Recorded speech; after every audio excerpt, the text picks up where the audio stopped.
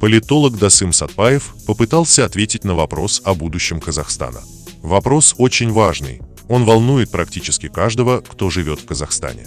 Начну с одного афоризма. Был древнегреческий историк Полибий, который говорил о том, что будущее всегда многим кажется лучше, чем настоящее. Но в случае с Казахстаном это не так. На самом деле очень многие, кто живет в Казахстане, с тревогой смотрят в будущее. Будущее их беспокоит, в том числе будущее их детей. Почему? Причин очень много. Назову, может быть, одну из самых главных, потому что в Казахстане есть один из главных убийц будущего – это коррупция. Коррупция убивает будущее в настоящем, а это, естественно, сказывается на том, что будущее с точки зрения развития страны тоже под сомнением.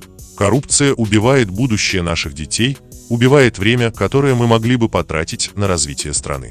Коррупция, как черная дыра, жирает те гигантские, колоссальные финансовые ресурсы, которые мы могли бы потратить опять же на страну, на будущее наших детей.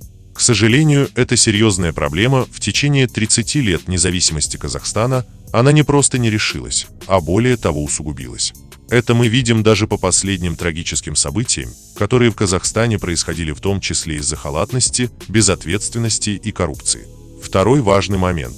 Будущее у любой страны никогда не будет радужным, если мы потеряем человеческий капитал. То есть тех людей, которые составляют ее основу, главный ресурс. В прошлом году стоимость бренда компании Apple составила $323 миллиарда. Для сравнения, в 2015 году была попытка оценить бренд Казахстана организации Brand Finance в $175 миллиарда.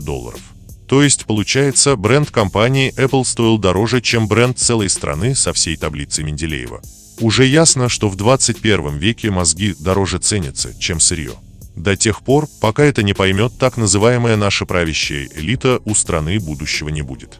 Если из нее будут уезжать люди, будет утечка мозгов. То есть, если это будет происходить в тех темпах и масштабах, которые мы сейчас наблюдаем, тогда, к сожалению, Казахстан может так и остаться периферией, инновационной, экономической, научной и так далее.